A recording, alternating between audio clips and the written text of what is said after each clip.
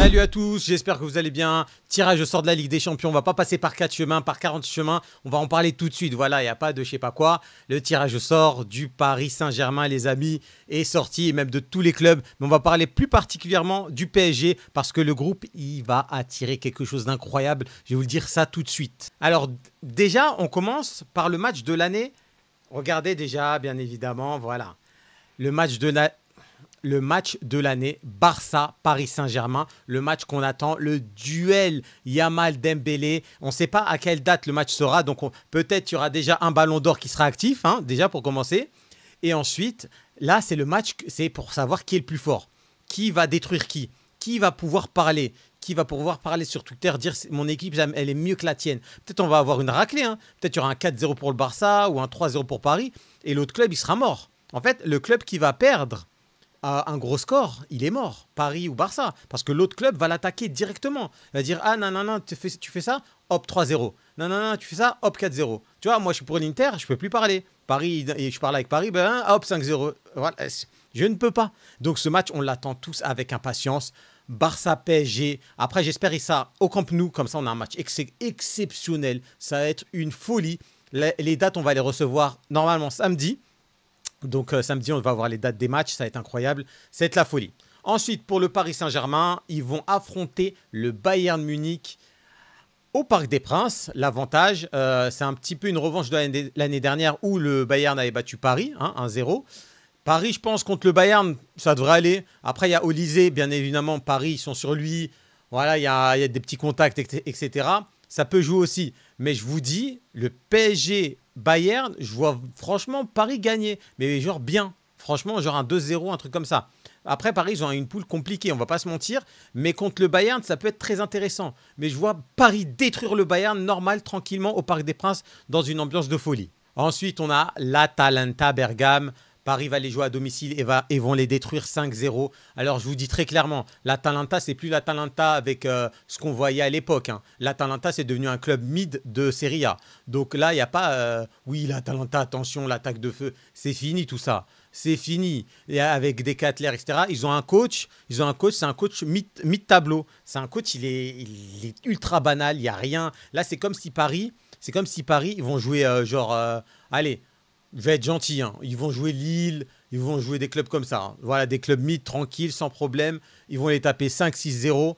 Il n'y aura pas de problème contre l'Atalanta. Leur meilleur joueur, c'est Lookman, il est en vacances. Decathlon, allez, voilà, mais pas plus. Donc pour Paris, il n'y a pas d'inquiétude face à l'Atalanta. C'est 3 points assurés. Ensuite, le match contre Tottenham. Bien sûr, ils se sont affrontés en Supercoupe. Paris a gagné au tir au but, mais là, ça ne va pas se passer de la même façon, hein. Paris, ils n'avaient aucun match dans les pieds. Là, Paris va avoir des matchs dans les pieds. Vous allez voir la différence. Vous allez comprendre comme quoi, c'est quoi les préparations d'avant de saison. Ça sert à quoi? Là, vous allez comprendre quand Paris vont gagner 3-0. Vous allez dire, ah, mais bizarre, c'est pas le même match. C'est pas le même niveau.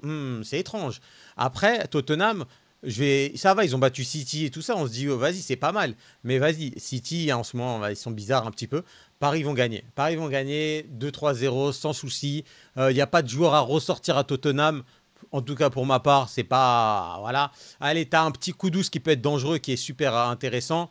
Mais sinon, c'est pas la joie côté Tottenham. Et Paris va accueillir aussi Newcastle. On reste en Angleterre, mais on se déplace au Parc des Princes.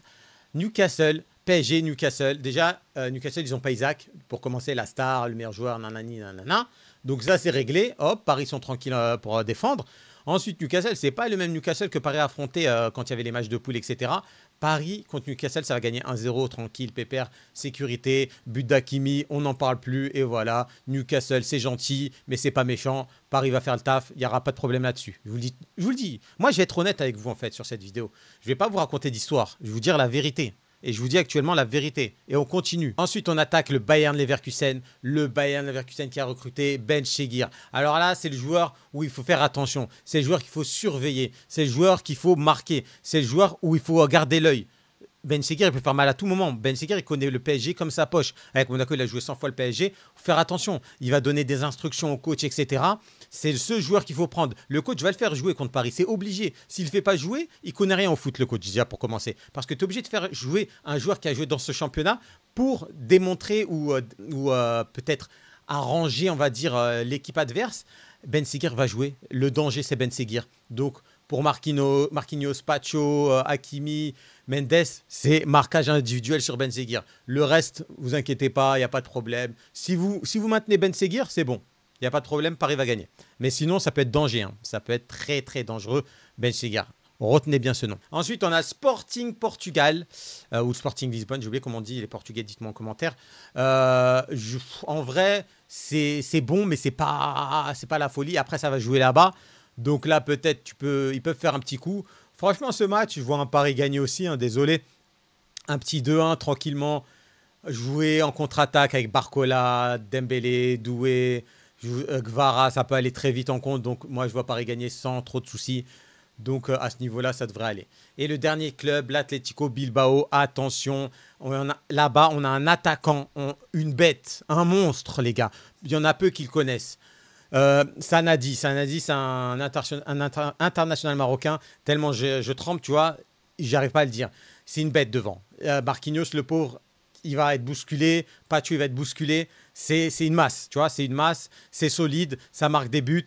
C'est un très, très grand attaquant. Franchement, je vous dis la vérité, hein, en Espagne, il doit être top 5 facile. Top 5 attaquant, je vous le dis tout. Parce qu'en fait, vous ne le connaissez pas. Vous ne le voyez pas. Donc, vous regardez pas du Barça, du Real, etc. Mais pas de l'Atlético Bilbao. Et lui, c'est un monstre. Vous allez le voir, de toute façon. Vous allez le voir. En plus, il joue à Bilbao. Ambiance de fou. Ça n'a dit en attaque. T'as même oui, les frères Williams. Non, franchement, là, je pense que c'est défaite pour Paris. Et je sais, vous allez me dire blablabli, blablabla. Retenez bien ça. Retenez bien ça. Retenez bien ça. Donc voilà pour Paris. Paris devrait se qualifier dans les 8 premiers malgré tout, hein, je vous le dis tout de suite.